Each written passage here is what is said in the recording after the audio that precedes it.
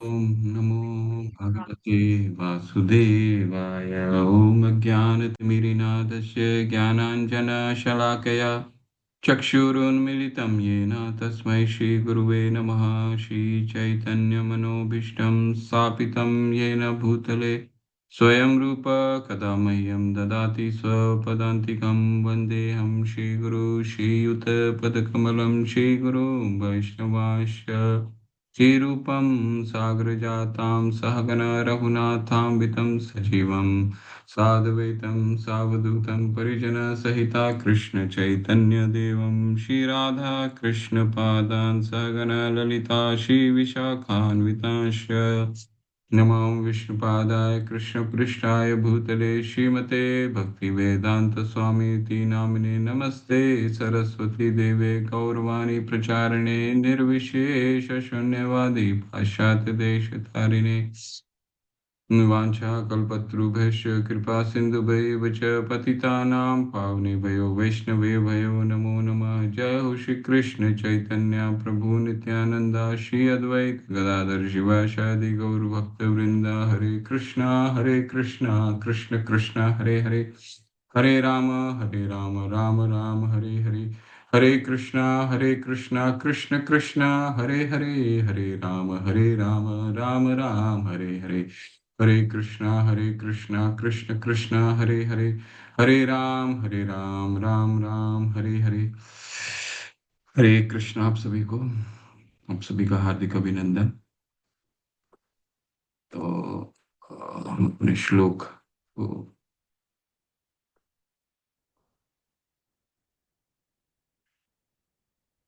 हरे कृष्ण कृष्ण कृष्ण हरे राम राम राम हरे हरे।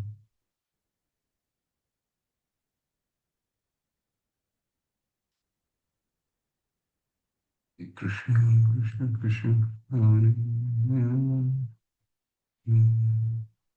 कृष्ण कृष्ण कृष्ण राम हरे।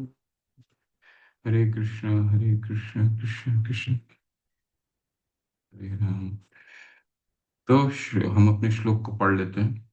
अन्य अभिलाषिता शून्यम ज्ञान कर्मादनावृतम अनुकूलेन कृष्णा अनुशीलनम भक्तिरुत्तमा। जब प्रथम श्रेणी की भक्ति विकसित होती है तो व्यक्ति को सभी भौतिक इच्छाओं, अद्वैतवादी दर्शन द्वारा प्राप्त ज्ञान, सका और सकारण कर्म से रहित होना चाहिए। भक्त को निरंतर कृष्ण की अनुकूल सेवा करनी चाहिए जैसा कि कृष्ण चाहते हैं। सर्व उपाधि विनिर्मुक्तं तत्परत्वेन निर्मलं ऋषिकेन ऋषिकेश सेवनम भक्ति रुच्यते। भक्ति को इंद्रियों का उपयोग करके भगवान की सेवा के रूप में परिभाषित किया गया है। इसे भगवान को प्रसन्न करने के इरादे से अन्य इच्छाओं से मुक्त और अन्य प्रक्रियाओं से बिना किसी बाधा के किया जाना चाहिए। अतः श्री कृष्ण नाम आदि न भवेत् ग्राह्यमिन्द्रियः सेवोन्मुखे ही जिह्वादौ स्वयं एव स्फुरति। कृष्ण और उनके पवित्र नामों को भौतिक इंद्रियों द्वारा नहीं समझा जा सकता, लेकिन जब कोई व्यक्ति भगवान के पवित्र नाम और पारलौकिक रूप को स्वीकार करने की प्रवृत्ति विकसित करता है तो कृष्ण सहज रूप से जीव और अन्य इंद्रियों में प्रकट होते हैं। अनासक्तस्य विषयान् यथार्हम् उपयुञ्जत निर्बन्ध कृष्ण संबंधे युक्तम वैराग्यम उच्यते। जो व्यक्ति भक्ति के विकास के लिए उपयुक्त वस्तुओं को उपयोग करता है, उनसे विरक्त रहता है, उसका वैराग्य भक्ति के लिए उपयुक्त कहा जाता है। वस्तुओं को लगातार कृष्ण से संबंधित होना चाहिए। हरे कृष्णा कृष्ण कृष्ण हरे हरे, हरे राम राम हरे हरे। तो पिछले सत्र में हमने अभी क्या देखा है, हम 6 चरित्र के बारे में चर्चा में थे। आज उसको हम समाप्त करके हम आगे बढ़ेंगे।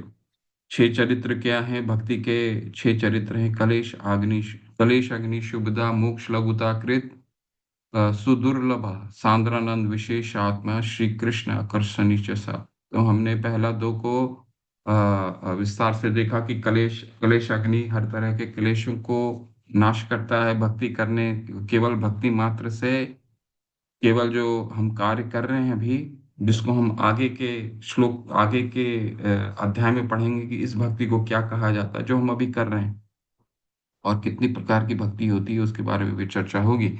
तो कलेश अग्नि हर तरह के कलेश को समाप्त करता है। कैसे कले किस तरह से कलेश को समाप्त करता है, कलेश किस तरह क्या उसका साइकिल किस तरह से चलता है। सर्वप्रथम कोई भी कलेश के पीछे पाप रहता है। पाप पाप कृत्य जो पाप कर्म हम करते हैं जिसके कारण हमें कलेश होता है, ठीक है? पाप के पीछे क्या होता है? कोई अंकुरित बीज होता है, पाप करने की इच्छा, ठीक है? उसको बीज कहा जाता है और ये पाप करने की इच्छा कहाँ से आती है? हमारे अज्ञान से आती है, ठीक है? अविद्या जिसको कहते हैं। तो अविद्या से बीज होता है, बीज से पाप करने की प्रवृत्ति बीज का मतलब है पाप करने की प्रवृत्ति और पाप करने की प्रवृत्ति के बाद क्या आता है? पाप कर्म होते हैं और जिसके कारण कलेश होता है। और भक्ति क्या करता है? भक्ति ये पूरे साइकिल को नष्ट कर जाता है। कहाँ से? क्योंकि अविद्या से। अविद्या ही अविद्या का नाश करता है, ठीक है? तो अविद्या के नाश करने के बाद क्या निकल के आता है? अविद्या के नाश करने के बाद ये हमारे जीवन में शुभ लक्षण लेकर के आता है। किस तरह से? 4 तरीकों से शुभ लक्षण लेकर के आता है। क्या-क्या है वो? जगत प्रणिनाम यानी कि पूरे जगत के लिए बहुत शुभ शुभ होता है। ठीक है, जो पूरे जगत के लिए शुभ होता है और इसका प्रमाण देखना प्रमाण हर जगह हम देख सकते हैं। जब अमेरिका में इतनी ज़्यादा जब सरकार वहाँ पे किसी चीज़ की कमी नहीं थी, सबसे विश्व में सबसे धन से संपन्न देश था, किसी भी चीज़ की कमी नहीं थी, फिर भी सरकार के पास सबसे बड़ी दिक्कत क्या आ गई थी? वियतनाम वॉर जब हुआ था, वियतनाम का युद्ध जब हुआ था, उस समय काफ़ी बहुत सारे जो नौजवान हैं वो पथ से भ्रष्ट हो गए थे और वो किसी चीज़ से संतुष्ट नहीं थे। जीवन में सब कुछ होने के बाद भी संतुष्ट नहीं थे, तो हर तरह के और शांति पाने के लिए हर तरह के गलत कार्य करते थे, जिसमें नशा-पान था, अवैध संबंध था और उनका जीवन का उद्देश्य क्या था कि ये सब कर के शांति पाना है। हालाँकि सब कुछ प्राप्त था, वो बहुत बड़े घर के थे, सरकार इस बहुत बड़े पैमाने में इस तरह के पलायन को युद्ध के जो यंगस्टर थे, जो नवयुवक थे, उनके इस तरह पलायन से बहुत परेशान थी और कई तरह के स्कीम निकाली पर वो सफल नहीं हुआ और उसकी सफलता उनको कहाँ से प्राप्त हुई? शिला प्रभुपाद ने कृष्ण भावनामृत के द्वारा ये बहुत ही बड़े पैमाने पे इसकी सफलता प्राप्त हुई। ठीक है? तो ये जगत प्रणिनाम पहला ये जगत में जगत के लिए शुभ है। दूसरा क्या है? दूसरा है कि ये हमारे जीवन को शुभ करता है। ठीक है? जगत प्रणिनाम फिर हमारे जगत अनुरक्ता जिसको कहा जाता है हर किसी को अनुरक्त करता, आसक्त होता है। जो भी भक्ति करता है, उससे आसक्ति आती है। ठीक है? हमने कई उदाहरण देखे। इसके बाद क्या होता है? सद्गुण प्रदत्वम अच्छे गुण विकसित हो जाते हैं भक्ति करने से जो हम लोग भक्ति कर रहे हैं सदैव अच्छे गुण हो जाते हैं सुबह जल्दी उठना मंगल आरती करना भगवान का आराधना करना स्वतः ही डिसिप्लिन हो जाता है एक व्यक्ति ठीक है तो सद्गुण अनुरक्ता और सबसे अंत में क्या होता है सद सुख प्रदत्वम हर तरह का सुख प्रदान करता है 3 तरह के मुख्यतः सुख होते हैं भौतिक सुख भगवान के ब्रह्म ज्योति में मिलने का सुख और भगवान का सुख तो ये तीनों प्राप्त होता है भक्ति करने मात्र से ठीक है और हम अब आगे चलते हैं ठीक है आगे का क्या है आगे का हम देखेंगे मोक्ष लघुता कृत मोक्ष लघुता कृत ये मुक्ति को भी तुच्छ बना देती है ठीक है इसको हम ध्यानपूर्वक पढ़ेंगे हे कृष्ण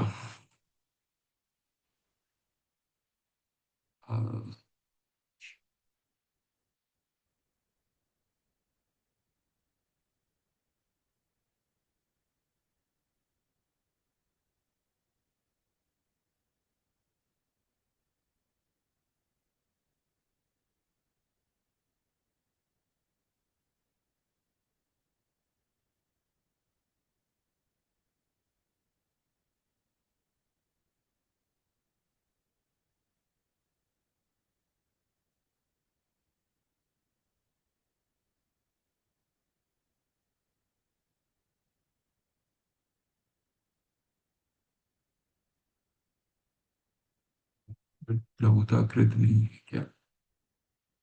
हरे कृष्ण कृष्ण कृष्ण हरे राम राम राम।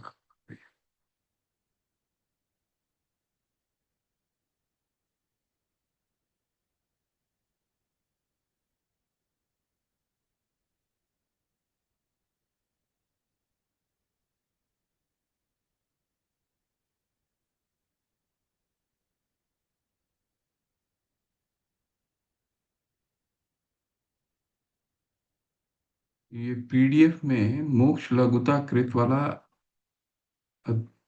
सेक्शन नहीं है, तो या तो कोई, एक मिनट।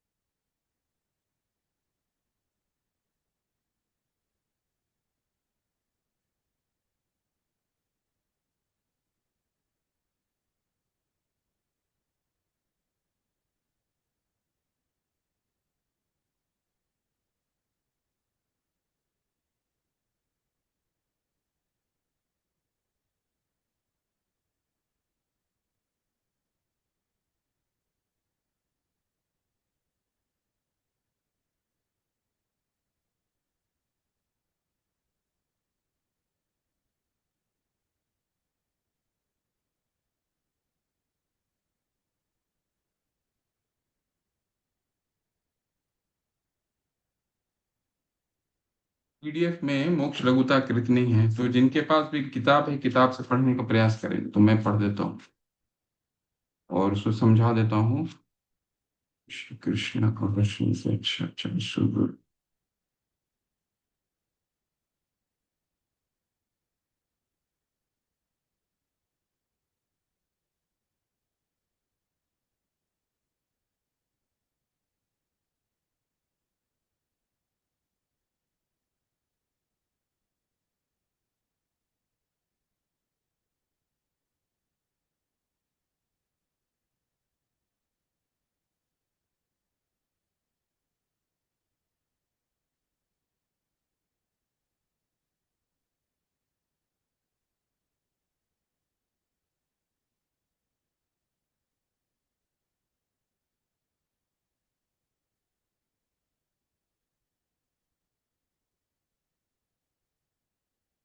ये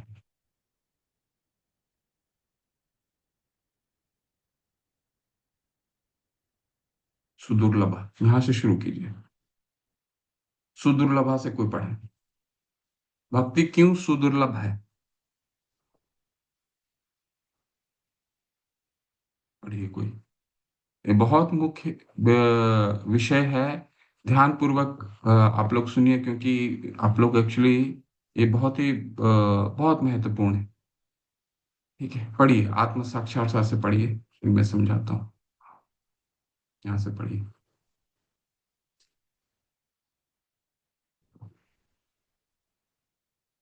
चंद्र चतुर्वेदी। हेमंत। प्रणाम प्रभु जी। हरे कृष्ण धन्यवाद। पढ़े पढ़िए। जी। जी पढ़िए।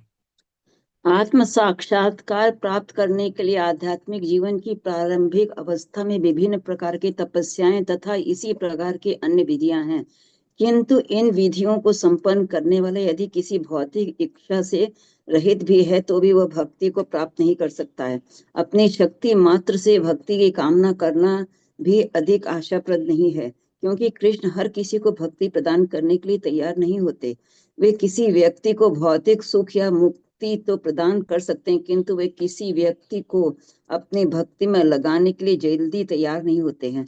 भक्ति तो वास्तव में शुद्ध भक्तों की कृपा से ही प्राप्त की जा सकती है। श्री चैतन्य चरितामृत मध्य 19.151 में कहा गया है कि शुद्ध भक्त रूप गुरु की कृपा से तथा कृष्ण की कृपा से ही भक्ति को का पद प्राप्त होता है, इसके सिवाय कोई अन्य उपाय नहीं है। तंत्र शास्त्र में भी भक्ति की सुदुर्लभता की पुष्टि हुई है। भगवान शिव सती से कहते हैं कि हे सती, यदि कोई श्रेष्ठ दार्शनिक है और वह ज्ञान की विविध विधियों को का विश्लेषण करता है तो वो भौतिक बंधन से मोक्ष प्राप्त कर सकता है। वेद वर्णित कर्म कांडों के करने से मनुष्य पवित्र कर्मों के पद तक उठ सकता है और इससे जीवन की भौतिक सुविधाओं का पूर्ण रूपेण भोग कर सकता है। हजारों जन्मों तक इन विधियों से प्रयत्न करने पर भी उसे भगवान की भक्ति की प्राप्ति नहीं हो सकती है।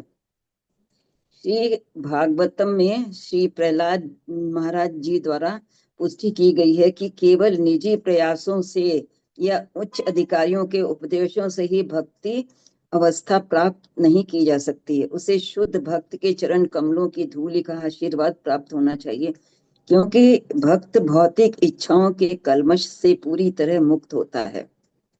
आगे कृष्ण पढ़े। मैं भी। तो ये दो अनुच्छेद में क्या समझ में आ रहा है हमें? सुदुर्लभ। सुदुर्लभ का मतलब होता है कि शुद्ध भक्ति दुर्लभ है। ठीक है, दुर्लभ है तो यानी जो हम कर रहे हैं वो ये तो बहुत ही हमारे लिए बहुत ही कुछ अच्छा नहीं दिख रहा है। इसका मतलब क्या हम समझें कि जो हम कर रहे हैं क्या शुद्ध भक्ति हमें प्राप्त नहीं होगी? सुबह उठना, हाँ, सुबह उठ करके फिर इतना करना, तो क्या शुद्ध भक्ति प्राप्त नहीं होगी? ऐसे जो जिस तरह से हम कर रहे हैं उस तरह से तो नहीं होगी। ठीक है, तो सुदुर्लभा में दो प्रक्रिया से होती है। ठीक है, यहाँ पे दो अनुच्छेदों में बताया गया है। एक तो भक्ति जो हम भगवान से आसक्त हो करके करते हैं, पहला। दूसरा, जो हमारे हम भक्ति भगवान की आसक्ति बिना आसक्ति के करते हैं। ठीक है, इसको मैं आपको 2 मिनट समझाऊंगा, फिर इस पे हम विस्तार से चर्चा करेंगे। बहुत महत्वपूर्ण है कि हमारे हम जिस जो कार्य कर रहे हैं, देखिए सबसे पहला शब्द आता है आत्म साक्षात्कार। आत्म साक्षात्कार से क्या मतलब होता है? Self realisation. क्या मतलब होता है इसका? इससे क्या समझते हैं? आत्म साक्षात्कार से क्या समझते हैं हम लोग? हमने इस शब्द का बहुत प्रयोग देखा है। तो आत्म साक्षात्कार का क्या मतलब होता है? कोई हैंड रेज करके हाथ उठा करके बताएं, क्योंकि चर्चा नहीं करेंगे तो फिर आगे बढ़ने से पढ़ने से कोई फायदा नहीं है। जो नए भक्त हैं वो बताएं। प्रभु जी हम थोड़ा बोले, मैं समझ में जो आया है, बहुत अच्छा तो नहीं समझ पाए हैं, फिर भी बोलेंगे। आत्म से मतलब अपना, और साक्षात्कार में रियलाइजेशन, तो अपने खुद का साक्षात्कार कर पाना, रियलाइजेशन कर पाना कि हम क्या है। ओके माता, हरि बोल। शील श्रीवास्तव माता, हरे कृष्णा। क्या मतलब समझते हैं? आत्म साक्षात्कार का क्या मतलब है? प्रभु को दंडवत प्रणाम। मुझको ऐसा लगता है कि आत्मा और अपने शरीर को दो अलग विभागों विभागों में बांटना, ये हमको लगता है। मतलब they are two different things, ये भौतिक शरीर और ये आत्मा। हम्म। आप कुछ हद तक ठीक हैं, और आगे बढ़ना होगा आत्म साक्षात्कार में। केवल इतना से इतनी अंडरस्टैंडिंग, इतनी समझ पर्याप्त नहीं है। हालांकि ये शुरुआत यहीं से है, जो आपने कहा है बिल्कुल ठीक है। और इससे और थोड़ा सा आत्म साक्षात्कार, इससे थोड़ा सा ऊपर की, थोड़ा और ऊपर चलना है। बहुत प्रभु जी सुंदर ये बात। बोल सकते हैं कि हमारा ये जीवन का उद्देश्य है परमात्मा तक पहुंचना बिल्कुल बिल्कुल। और अब अपनी आप सब इंद्रियों को उन्हीं की सेवा में लगाना। अब ठीक है, ये है आत्मा साक्षात्कार, बिल्कुल। दीप्ति माता, क्या है आत्मा साक्षात्कार माता? वैसे माता ने संक्षिप्त में उत्तर दे दिया, इसको और रिफाइन कुछ नई बिंदु को ऐड कर सकते हैं तो ऐड कीजिए। हरे कृष्णा प्रभु जी, सादर प्रणाम। प्रभु जी धन्यवाद। हम ये कह सकते हैं कि जो हम शरीर नहीं आत्मा है, हम भगवान के अंश हैं और हम भगवान के नित्य दास हैं। यही आत्मा साक्षात्कार है। बहुत हरे सुंदर। आत्मा साक्षात्कार का मतलब है कि हम अपनी पहचान समझ लें। हमारा सनातन धर्म क्या है, हमारा धर्म क्या है वो समझ ले। ठीक है, जैसे पानी का धर्म क्या है? पानी क्या करता है? हमारी प्यास को बुझाती है। चीनी का धर्म क्या है? मिठास देती है। नमक का धर्म क्या है? वो नमकीन देती है, किसी भी व्यंजन में वो उसको नमकीन बनाती है, यही तो उसका धर्म है। ठीक है। ठीक उसी तरह हम अपने धर्म को समझ लें तो यही हमारा आत्म साक्षात्कार, कि हम हैं कौन। ये हम एक जीव हैं, और हमारा काम क्या है, भगवान की सेवा करना, यही आत्म साक्षात्कार है। ठीक है। तो सुदुर्लभ, भगवान यहाँ कह रहे हैं, रूप गोस्वामी पाद कह रहे हैं कि ये बहुत सुदुर्लभ है, आत्म साक्षात्कार आसान से नहीं प्राप्त होता है। तो लेकिन भगवान ने तो भगवत गीता में बोला है कि ये बहुत ही सरल है। अनन्य चेता सततम यो माम स्मृति नित्यशः तस्य अहम सुलभ पार्थ। ये बहुत सुलभ है पार्थ। बस इसमें चाहिए क्या, अनन्य चेता सततम। इसमें अनन्य जो चिंतन करता है, मेरी जो अनन्य भक्ति करता है, उसके लिए भक्ति पाना सरल है। रूप गोस्वामी पाद लेकिन यहाँ पे कह रहे हैं सुदुर्लभ, ये बहुत भक्ति, शुद्ध भक्ति आसान नहीं है।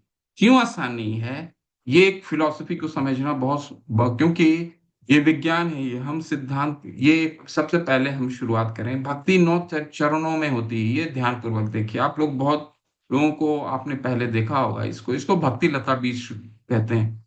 भक्ति 9 चरणों से शुरू होती है। ठीक है। सबसे पहला आधौ श्रद्धा, श्रद्धा होना चाहिए हमें। श्रद्धा शब्द विश्वास का है, सुदृढ़ निश्चय। श्रद्धा का परिभाषा है शास्त्रों में, श्रद्धा किसे कहते हैं, श्रद्धा का क्या मतलब होता है। शास्त्र के अनुसार श्रद्धा का मतलब है, श्रद्धा शब्द विश्वास से कहे, सुदृढ़ निश्चय, कृष्णा भक्ति कैले सर्व कर्म कृत होए। हम जो भी काम कर रहे हैं, अगर हम जो भक्ति कर रहे हैं, इससे हमारे जितने भी काम हैं, सकाम काम से लेकर के जो भी हमारी जीवन की इच्छाएं, सब पूर्ति हो जाएगी। ये श्रद्धा होना चाहिए। ठीक है। श्रद्धा। दूसरा होता है साधु संग। ठीक है। तो अपने से तो श्रद्धा आएगी नहीं, हमें तो ऐसे लोगों का संग करना पड़ेगा, क्योंकि हमें भगवान का तो कोई अनुभव है नहीं, इस जीवन में, कई जीवनों में नहीं। इसीलिए जन्म मृत्यु जरा हमेशा नया नया जन्म हो रहा है। आज मनुष्य जन्म हुआ है तो ये बहुत अच्छा है हमारे लिए। ठीक है। तो साधु संग, साधु संग का क्या मतलब है, कि ऐसे ऐसे साधुओं का संग करना जिन्होंने तत्वदर्शी हैं। कोई भी साधु नहीं। क्यों, क्योंकि भगवान का हमें अनुभव है नहीं, तो हम अपने से तो अनुभव नहीं ले सकते। हम कितना भी जप कर लें, कितना भी शास्त्र पढ़ लें, ये अनुभव तो नहीं आने वाला भगवान, तो फिर कैसे आएगा। हमें जिस तरह एक चुंबक होता है, आप चुंबक को कहीं रगड़ेंगे तो भी तो चुंबक का गुण, हम उसमें एक कोई भी धातु को ले लीजिए, अगर उसमें वो गुण नहीं है, तो हम विज्ञान में पढ़ते हैं, अगर वो चुंबक में रगड़ाता है तो वो फिर वो गुण उसमें आ जाती है। ठीक उसी तरह अगर भगवान की अनुभूति हमें करनी है, भगवान का से किसी तरह का संपर्क हमें करना होगा, तो कैसे संपर्क हो सकता है, हमें ऐसे व्यक्ति का संपर्क करना होगा जो सदा संपर्क में रहता है भगवान के। संता सदैव हृदय विलोकयन्ति। ठीक है। तो ऐसे साधु का संग करना होगा। तब श्रद्धा जो है, श्रद्धा के बाद हमें साधु का संग करना होगा, और ये साधु संग हमेशा चलता रहेगा। इसके बाद हमें भगवान का भजन क्रिया। ठीक है।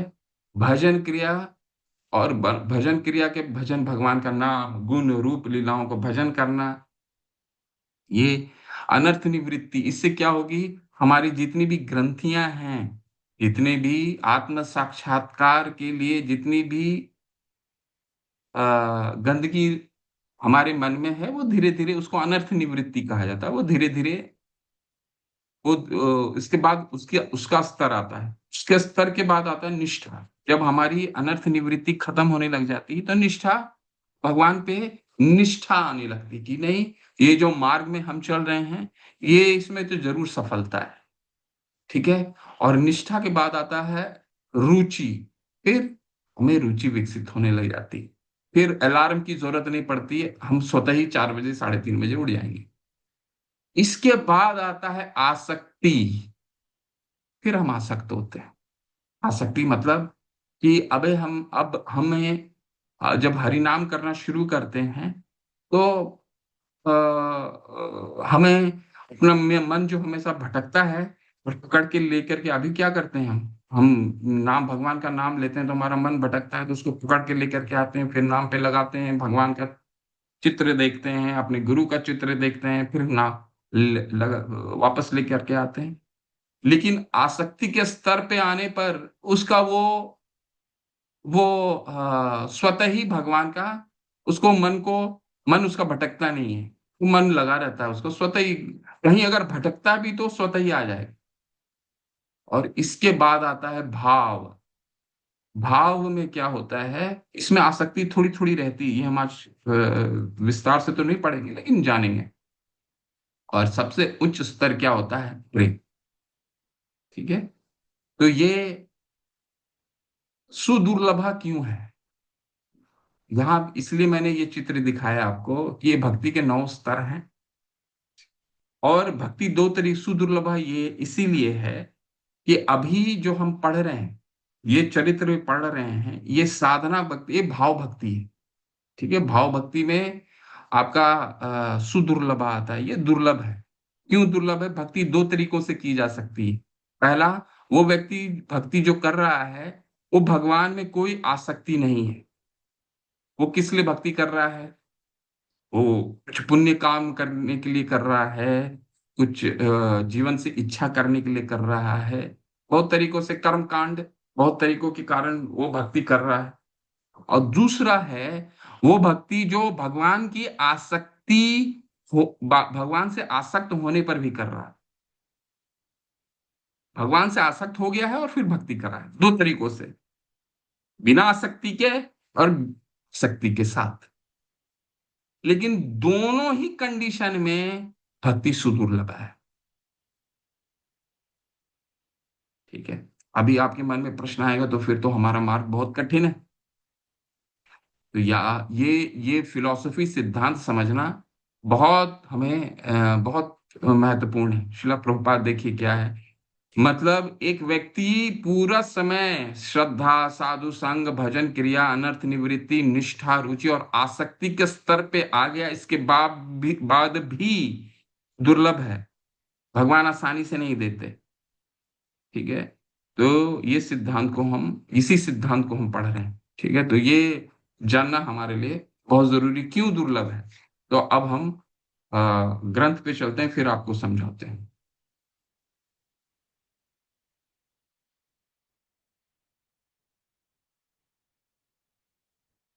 देखिए शिला प्रभुपाद ने क्या कहा है,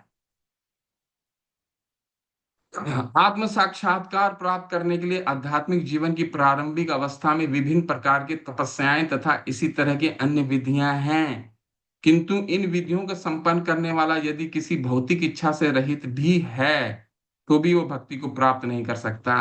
आसक्ति के स्तर में पहुंचने के बाद उसकी अनर्थ निवृत्ति रहती है, लेकिन भौतिक आसक्ति कम हो जाती है, बहुत ही कम हो जाती है, नहीं के बराबर। शिला प्रभुपाद कह रहे हैं यहाँ पे, वो भी उसके लिए भी भक्ति बहुत ही मुश्किल है। ठीक है, अब अपनी शक्ति मात्र से भक्ति को कामना करना भी अधिक आशाप्रद नहीं है, क्योंकि कृष्ण हर किसी को भक्ति प्रदान करने के लिए तैयार नहीं होते। आसान से भक्ति नहीं मिलती है उनके उनके लिए भी जो आसक्ति के साथ भक्ति कर रहे हैं। जिनकी आसक्ति नहीं है उनको तो छोड़ ही दीजिए। ठीक है, वो क्यों नहीं है वो भी हम आगे पढ़ेंगे।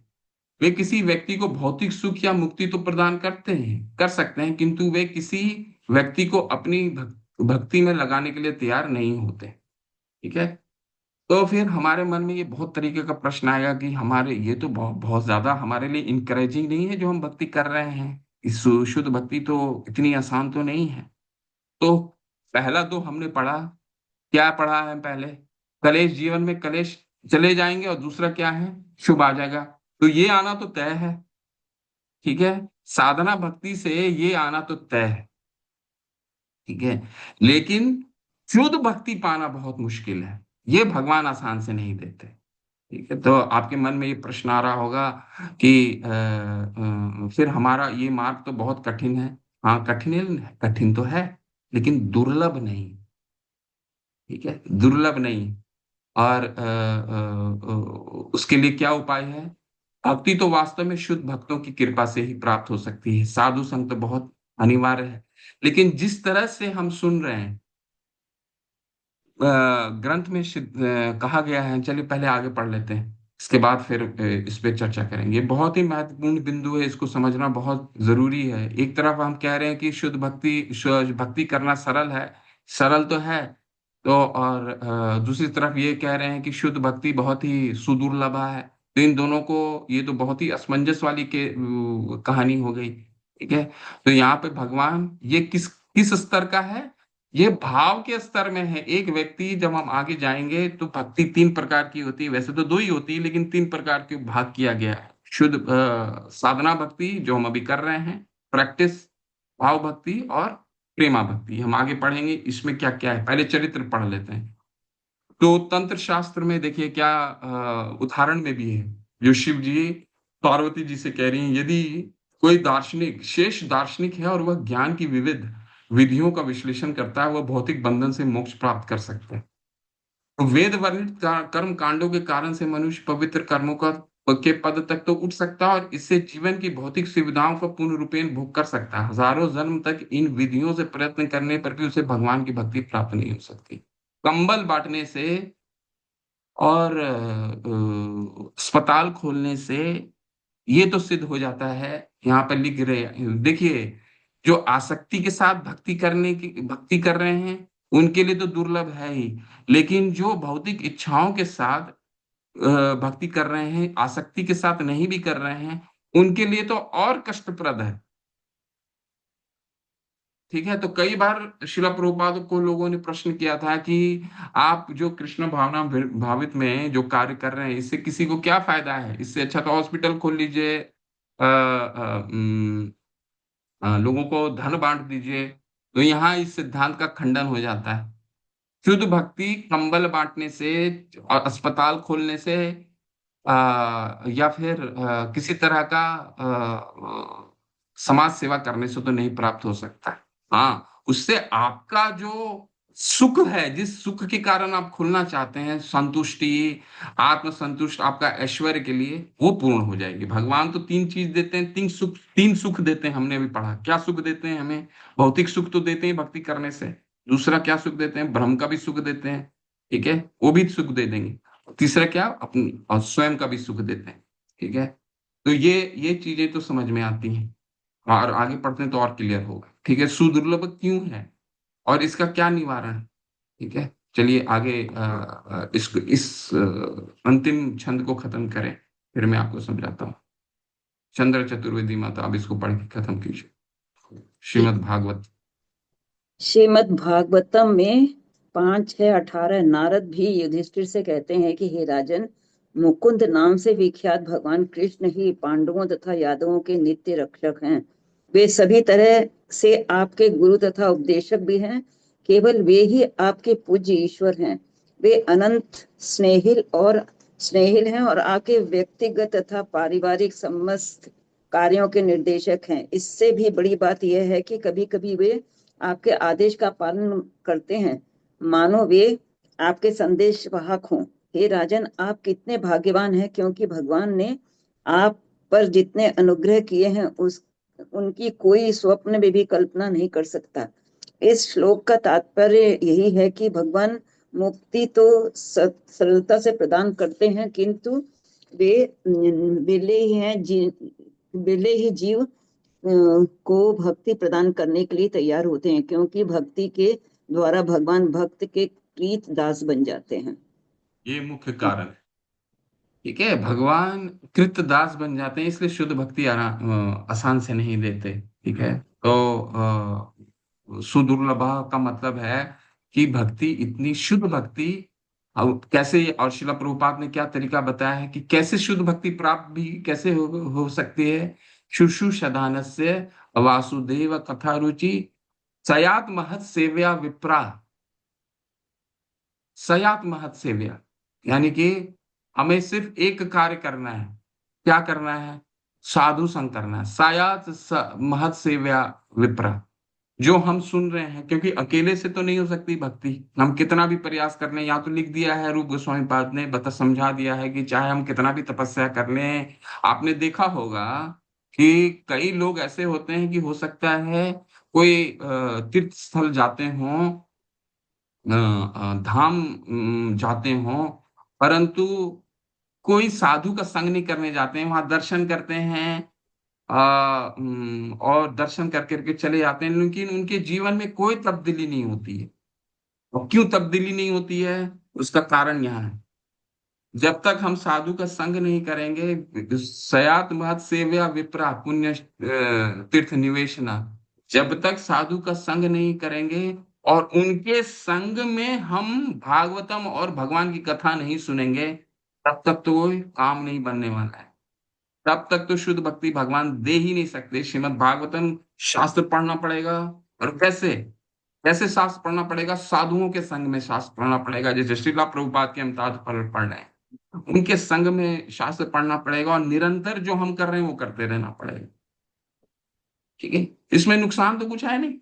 हाँ, सुदुर्लभ है, भगवान भक्ति आसान से नहीं देंगे, लेकिन आप अगर ये सोचते हैं अरे शुद्ध भक्ति इतनी आसान है नहीं, तो चलिए कल से चैंटिंग करना छोड़ देते हैं, कल से पेशाब भोग अर्पित करना छोड़ देते हैं, लेकिन भगवान ही नहीं छोड़ेंगे आपको।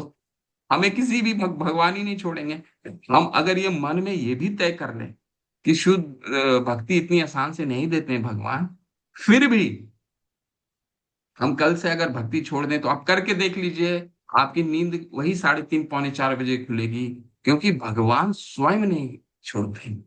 क्योंकि पहला दो जो काम है वो तो भक्ति करना तय है। क्या तय है? कलेश तो हमारे जीवन से मिटाएगी और शुभ लक्षण लेकर के आएगी। ये तो तय। साधना भक्ति में जैसे ही हमने कदम रखा, 16 माला करना शुरू किया, सुबह उठना शुरू किया, तो भगवान तो हमें पकड़ लेंगे। लेकिन शुद्ध भक्ति के लिए क्या करनी पड़ेगी? हमें सयात महत सेव्या विप्रत पुण्य तीर्थ निवेशनम। भगवान आसान से भक्ति नहीं देते। ठीक है, तो आ, ये हमें ध्यान रखना है। दूसरा, मोक्ष लघुता कृत। मोक्ष लघुता कृत यहाँ बहुत छोटा सा दिया हुआ है, लेकिन शास्त्र जो नेक्टर ऑफ भक्ति रसामृत सिंधु है वो बहुत बड़ा है उसमें, पर उस छोटा सा पढ़ लीजिए कि भगवान मुक्ति तो देते हैं। मोक्ष लघुता कृत का मतलब है मुक्ति भी तुच्छ हो जाती है। मुक्ति का समझ तो हमें साधना करने लगते हैं तो समझ में ही नहीं है। हमें समझ नहीं है कि मुक्ति का क्या मतलब है, लेकिन मुक्ति का मतलब होता है कि भौतिक आसक्ति, भौतिक चीजों से आसक्ति बिल्कुल निम्न कर देना। और मुक्ति 5 प्रकार की होती है: सायुज्य, सारूप्य, सामीप्य, शास्त्रीय, सालोक्य। ठीक है, तो ये 5 प्रकार का होता है। लेकिन यहाँ पे क्या कहा गया है, देखिए मैं ही पढ़ देता हूँ, बाद में आप लोग देखिए।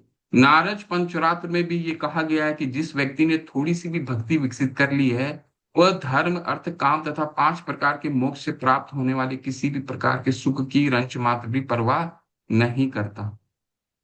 क्यों नहीं करता है, आगे हम पढ़ेंगे। अब बस ध्यानपूर्वक इसको सुनते रहिए बस, क्योंकि हमें करना यही है। देखिए, अगर शुद्ध भक्ति प्राप्त करनी है तो सुदुर्लभ, लेकिन मार्ग क्या है? शिला प्रभुपाद के तात्पर्य को ध्यान पूर्वक, अगर हम ऐसे ही कान बंद करके कुछ और काम कर रहे हैं, सब्जी काट रहे हैं, कपड़ा पहन रहे हैं और कुछ और कार्य कर रहे हैं, तो आगे हम पढ़ेंगे शास्त्र में ही, ये शास्त्र में ही उन्मोदित है। 50 करोड़ वर्ष भी ऐसे करते रहेंगे तो भी शुद्ध भक्ति प्राप्त नहीं होगी। भगवान रूप गोस्वामी पाद ने तो बिल्कुल स्पष्ट लिख दिया है, सुदुर्लभ। और यहां तक लिख दिया है कि जिसको आसक्ति है, जो कई वर्षों तक भगवान के साथ आसक्त होने के बाद भी भगवान उसको आसान से भक्ति नहीं दे सकते। तो सोच करके देखिए कि हम अगर ग्रंथ को सुन रहे हैं और सुनने के बाद भी उसको ग्रहण नहीं कर रहे हैं, एक कान से सुन रहे हैं दूसरे कान से निकाल रहे हैं, तो काम नहीं होने वाली। ये तो पक्का है।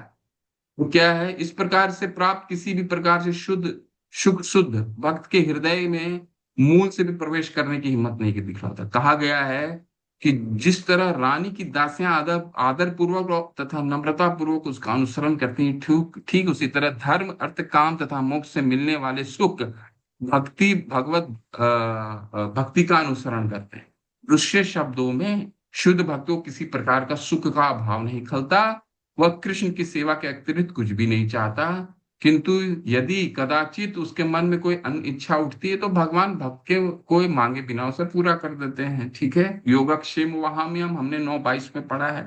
ठीक है, कि भगवान उनकी इच्छाओं को स्वतः ही पूरी कर देते हैं। ना ही उन्हें भगवान का किसी रूप की आशा रहती है, ना ही उनके लोक में जाने की आशा रहती है, ना उनके जैसा ऐश्वर्य पाने की, किसी तरह का मुक्ति की आशा नहीं करते। तो मुक्ति जो है वो तो साधना भक्ति के स्तर पे नहीं आता है, ये जब भाव के स्तर पे आएगा तब ये दो चीजें और जुड़ जाती हैं। ठीक है, ये आप ध्यान रखिए। भक्ति 3 प्रकार की होती है। पहला होता है साधना भक्ति जो हम कर रहे हैं, इसके बाद के आगे का प्रक्रिया को कहा जाता है भाव भक्ति, और तीसरा होता है प्रेमा भक्ति जो प्रेम के स्तर तक लेकर के जाता है। भाव भक्ति साधना भक्ति का क्या काम है अगले अध्याय में हम पढ़ेंगे। साधना जो हम कर रहे हैं उसका उद्देश्य क्या है वो हम पढ़ेंगे। लेकिन साधना भक्ति में पहला 2 चीज आ जाता है, क्लेश अग्नि और शुद्ध। बाकी के जो 2 हैं और जुड़ जाते हैं जब भाव भक्ति आता है। मोक्ष लघुता कृत सुदुर्लभ। ठीक है, और जो बच जाते हैं सांद्रानंद विशेष आत्मा और श्री कृष्ण आकर्षणी चसा, ये अंतिम वाले में और 2 जुड़ जाते हैं। ठीक है, ये साधना भक्ति जो हम कर रहे हैं उसमें ये सब चीजें नहीं आएंगी, लेकिन फिलॉसफी समझना जरूरी है। सांद्रानंद विशेष आत्मा यानी ब्रह्म से एकाकार होने का सुख। चलिए ये पढ़िए कोई, इसके बाद फिर हम अंतिम में चलेंगे श्री कृष्णा, फिर अगला अध्याय को हैंड रेस करके पढ़े। हाँ, दीप्तिमती माता। ये हरे कृष्ण। ब्रह्म से एकाकार होने का सुख सांद्रानंद विशेषात्मा। शील रूप गोस्वामी कहते हैं कि यदि ब्रह्मानंद अर्थात ब्रह्म से एकाकार होने के सुख को करोड़ों गुना किया जाए तब भी वह भक्ति सागर से प्राप्त होने वाले सुख के अणुमात्र अंश के तुल्य नहीं हो सकता। हरि भक्ति सूर्योदय में प्रहलाद महाराज अपनी प्रार्थनाओं से भगवान नरसिम्हा देव को तुष्ट करते हुए कहते हैं, हे ब्रह्मांड के प्रभु, मुझे आपके समक्ष दिव्य आनंद का अनुभव हो रहा है और मैं सुख के सागर में मग्न हो चुका हूँ। अब मैं इस सुख सागर की तुलना में ब्रह्मानंद के सुख को गोखुर के जल के समान तुच्छ मानता हूँ।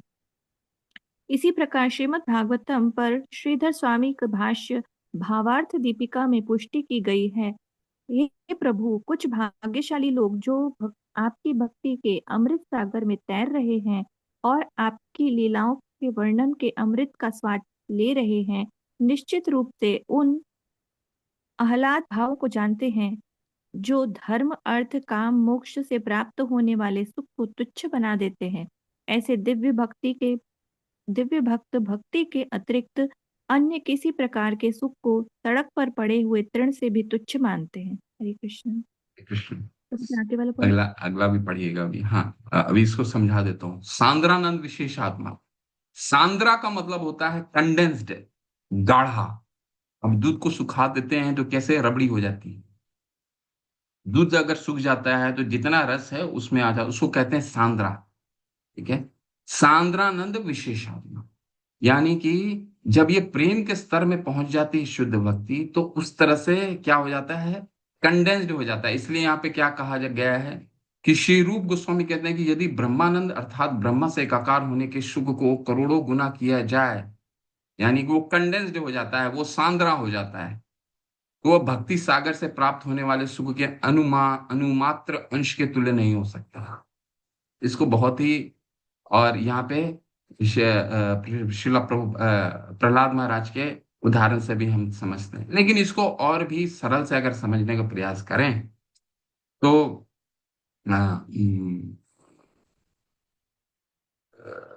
माधुर्य कादम्बनी में कहा गया है कि एक व्यक्ति को जब भोजन करना चाहता है तो 2 तरीके से वो करता है।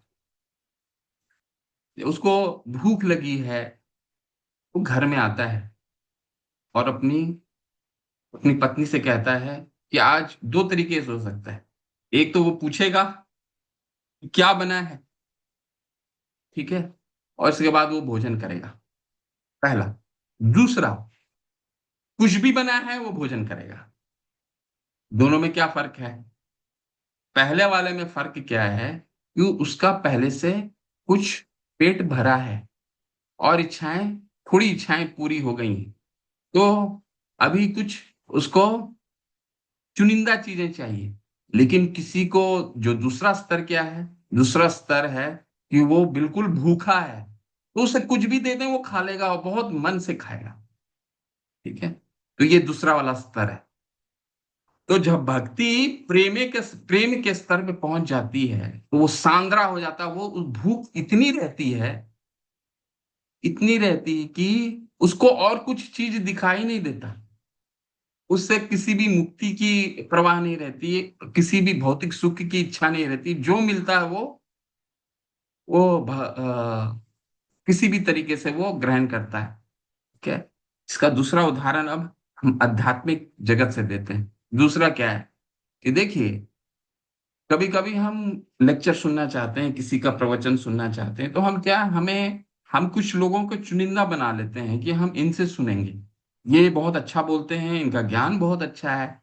ठीक है, ऐसा करते हैं हम प्रायः। ये उसी तरह हो गया जैसा एक पति आकर के पत्नी से कहता क्या बना है। ठीक है, और चुनिंदा वो खाना की कोशिश करेगा। दूसरा स्तर क्या है, जब भूख होती है तो भगवान की कथा कहीं भी चल रही हो वो सुनने के लिए बैठ जाएगा। उसको ये नहीं समझ में आ रहा है कि वो सामने वाला वक्ता कौन है। सांद्रानंद विशेष आत्मा ये वही स्तर है। ठीक है, कोई भी कुछ भी बोल रहा हो वो सुनेगा बैठ के, क्योंकि भगवान की कथा चल रही। ठीक है, तो ये प्रेम के स्तर पे इस भाव का उत्पत्ति होता है। ठीक है, तो इसको बहुत ही सरल से, वैसे ये सब शिला प्रभुपाद ने भक्ति रसामृत सिंधु को बहुत ही कंसाइज वे में बहुत समराइज करके लिखा है। लेकिन जब आप लेवल 4 पहुंचेंगे, लेवल 5 पहुंचेंगे, भक्ति शास्त्री पहुंचेंगे, तो उसको विस्तार से हम और चर्चा करेंगे। लेकिन संक्षेप में एक समझने के लिए मैंने आपको सिद्धांत को बता दिया। चौथा है, छठा है श्री कृष्ण आकर्षणी चर्चा। क्या है इसका मतलब, माता पढ़िए आगे। जी जी। श्री कृष्ण को आकर्षित करना, श्री कृष्णाकर्षिका। शील रूप श्री गोस्वामी कृष्ण ने कहा है, आकर्षण। शील रूप गोस्वामी ने कहा है कि भक्ति कृष्ण को भी आकृष्ट करने वाली है। कृष्ण सभी को आकृष्ट करने वाले हैं, किंतु भक्ति कृष्ण को आकृष्ट करती है। सर्वोच्च भक्ति की प्रतीक राधा रानी है। कृष्ण मदन मोहन कहलाते हैं, जिसका अर्थ है कि वे हजारों कामदेवों के आकर्षण को भी पराजित करने वाले हैं। किंतु राधा रानी इससे भी अधिक आकर्षक हैं, क्योंकि वे कृष्ण को भी आकृष्ट करने वाली हैं। इसीलिए भक्तगण उन्हें मदन मोहन मोहिनी कहते हैं। भक्ति करने का अर्थ है राधा रानी के पद चिन्हों का अनुसरण करना, और वृंदावन में भक्तगण अपनी भक्ति में सिद्धि पाने के लिए अपने आप को राधा रानी के संरक्षण में रखते हैं। दूसरे शब्दों में, भक्ति भौतिक जगत का कृत्य नहीं है, यह तो सीधे राधा रानी के नियंत्रण में रहती है। हरे भगवद कृष्ण माता, गीता में हरे कृष्ण, हरे कृष्ण। बस यहाँ रुकिए। दूसरे शब्दों में भक्ति भौतिक जगत की कृत्य नहीं है, वह तो सीधे राधा रानी के नियंत्रण में रहती। ये हमने कहाँ पढ़ा है, किसी को कुछ स्मरण है? सीधे राधा रानी के नियंत्रण में रहती है। देखिए आगे तो लिखा हुआ भी है वैसे, लेकिन आप लोग भगवत गीता में हमने कहाँ पढ़ा है? महात्मा की एक और मैं आपको हिंट देता हूँ। महात्मा की परिभाषा क्या दी गई है भगवत गीता में? महात्मा किसे कहते हैं? भगवत गीता में क्या कहा गया है महात्मा कौन होते हैं महात्मा? वासुदेव सर्वमिति सर्वधर्मा सुदुर्लभः। जो वासुदेव को नहीं, वो ही श्लोक तो एकमात्र अच्छा बोला आपने, लेकिन उसमें कहा गया है ऐसे महात्मा बहुत दुर्लभ होते हैं। लेकिन महात्मा होते कौन है? कौन होते हैं महात्मा? महात्मा मनुष्याणां सहस्रेषु कश्चित् यदति सिद्धये यततामपि सिद्धार्थं कश्चित् मां वेत्ति तत्त्वतः। जो हाँ, बहुत सुंदर सहस्र है। मनुष्य के बीच कोई एक कोई एक बहुत ही सुंदर भगवान आपने को बोला, लेकिन ये जानने श्लोक माता ये सकता है। बताता है कि ऐसे महात्मा बहुत, मनुष्य नाम सहस्त्रेषु, बहुत सहस्त्र मनुष्यों में ऐसे कोई एक होता है जो दुर्लभ मेरी सिद्धि के लिए प्रयत्नशील होता है। ठीक है। पर महात्मा का क्या परिभाषा है? सतत कीर्तन यंतो मां। सततम कीर्तन करते हैं, लेकिन परिभाषा क्या है? वो भी ठीक है, आपने ठीक ही कहा है। लेकिन परिभाषा में कुछ और श्लोक के लिए आपसे पूछना चाह रहा हूँ। कपिल प्रभु, हरे कृष्ण, क्या परिभाषा है? हरे कृष्णा प्रभु, दंडवत प्रणाम। प्रभु, जिसे आत्म साक्षात्कार हो गया हो, जो अपने, जो जानता हो कि शरीर का बोध, आत्मा का बोध और परमात्मा का बोध जानता हो, उसे महात्मा कहते हैं प्रभु, मेरे हिसाब से। अपना देखिए, अपनी अगला व्याख्या करूँ। अगला सेंटेंस तो लिख भी दिया है, इसको पढ़ करके भी आपको याद आ जाना चाहिए। भगवत गीता में इसकी पुष्टि हुई है कि महात्मा लोग देवी प्रकृति अर्थात अंतरंगा शक्ति यानी राधा रानी के संरक्षण में रहते हैं। महात्मा नस्तु माम पार्था देवी प्रकृति माश्रिता भजंत अनन्य मनसो, ये परिभाषा है। महात्मा लोग वो होते हैं जो देवी प्रकृति के संरक्षण में कार्य कार्य करते हैं। देवी प्रकृति वहां क्या आ जाता है? यानी राधा रानी के संरक्षण में कार्य करते हैं। ठीक है, उसको महात्मा कहा जाता है, जो भगवान की अनन्य भजन करते हैं। ठीक है, तो ये परिभाषा है, 9वें अध्याय में दिया गया है भगवत गीता में, महात्मा की परिभाषा। ठीक है, तो यहाँ पे क्या कहा जा रहा है, एक और उदाहरण हम लेंगे और इसको संपन्न करेंगे। श्री कृष्ण आकर्षणी चर्चा। श्री कृष्ण आकर्षणी का क्या मतलब होता है? ये सबसे अंतिम चरित्र है भक्ति का, और ये चरित्र से ये समझ में आता है कि जो शुद्ध भक्ति है वो भगवान को भी आकर्षित करती है, इतनी आकर्षित करती है कि भगवान कलयुग में उस आकर्षण को समझने के लिए चैतन्य महाप्रभु के रूप में आते हैं। ठीक है, और उसका आकर्षण का और क्या कहाँ हमें उदाहरण मिलता है? इतने आकर्षित है। देखिए, नारद मुनि का सिद्धांत पढ़ेंगे तो इतना सुंदर उन्होंने बताया है। वो श्रील रूप गोस्वामी पाद ने यहाँ पे नारद मुनि युधिष्ठिर महाराज का, हाँ, ये पढ़िए, इतना सुंदर है। माता दीप्ति माता, आप पढ़िए युधिष्ठिर युधिष्ठिर वाला उदाहरण।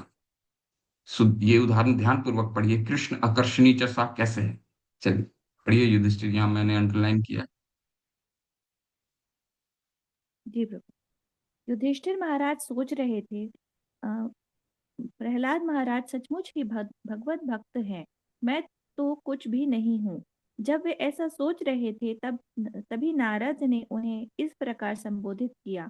मेरे प्रिय राजा युधिष्ठिर, इस जगत में एकमात्र आप लोग पांचों पांडव ही इतने भाग्यवान हैं। भगवान इस लोक में अवतरित हो चुके हैं और वे आपके समक्ष समक्ष सामान्य मनुष्य के रूप में उपस्थित हैं। वे सभी परिस्थितियों में आपके साथ हैं। वे आपके साथ रह रहे हैं और आप अपने अपने को अन्यों की दृष्टि से छुपाए हुए हैं। अन्य लोग यह नहीं समझ सकते कि वे परमेश्वर हैं, किंतु तो भी वे आपके साथ, आपके ममेरे भाई, आपके मित्र, यहाँ तक कि आपके संदेशवाहक के रूप में रह रहे हैं। अतएव इतना जान लीजिए कि आपके समान इस जगत में कोई दूसरा भाग्यशाली नहीं है। भगवत गीता में जब कृष्ण अपने विराट स्वरूप के रूप में प्रकट हुए तो अर्जुन ने प्रार्थना की, हे कृष्ण, आपको मैंने तो आपको अपना ममेरा भाई सोच रखा था, इसीलिए मैंने आपको कृष्ण या सखा कहकर कई प्रकार से आपके प्रति अनादर जताया है। लेकिन आप इतने महान हैं कि यह मैं समझ नहीं सका। ऐसी स्थिति पांडवों की, यद्यपि कृष्ण भगवान है और महापुरुषों के महानतम हैं, किंतु वे पांचों राजवंशी भाइयों की निष्ठा, मैत्री तथा प्रेम से आकृष्ट होने के कारण उनके साथ रहे। यह इनका प्रमाण है कि यह भक्ति कितनी कितनी महान है। यह भगवान को आकृष्ट कर सकती है। भगवान ईश्वर महान है, किंतु भक्ति ईश्वर से भी महान है, क्योंकि यह उन्हें आकृष्ट करती है। जो लोग भक्ति नहीं करते वह यह कभी नहीं समझ सकते कि ईश्वर की सेवा करने का कितना महत्व है। हरे कृष्ण। हरे कृष्ण, कितना सुंदर लिखा श्लोक प्रभुपाद ने। देखिए, उदाहरण में 2 उदाहरण है कि भगवान को भक्ति कितनी आकर्षित करती है। एक तो उदाहरण हमने देख लिया कि भगवान इतने आकर्षित होते हैं कि वो स्वयं कलयुग में भक्ति समझाने के लिए महाप्रभु के रूप में आते हैं। उस समझाया ही नहीं उन्होंने, समझाया तो पहले 10 साल में ही समझा दिया था उन्होंने, ठीक है।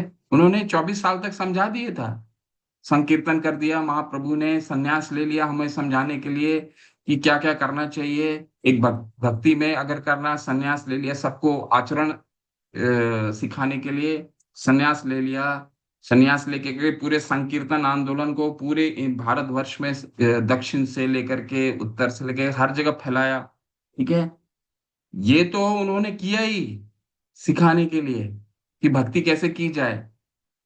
इसके बाद क्या किया उन्होंने, अब जो बचे हुए 18 साल है वो क्या उन्होंने किया, वो बचे हुए 24 के से बचे हुए जो 18 अंतिम के 18 वर्ष है, उन्होंने यही इस भक्ति को स्वयं के लिए, क्योंकि जब उनका ये संकीर्तन का आंदोलन समाप्त हो गया था तो अद्वैताचार्य प्रभु ने उनको कहा कि अब आपका जो प्रयोजन था वो संपन्न हो गया है, इस धरातल पे आने का जो प्रयोजन था वो संपन्न हो गया, आप जिसके लिए आए हैं वो आप अपने लीजिए कीजिए।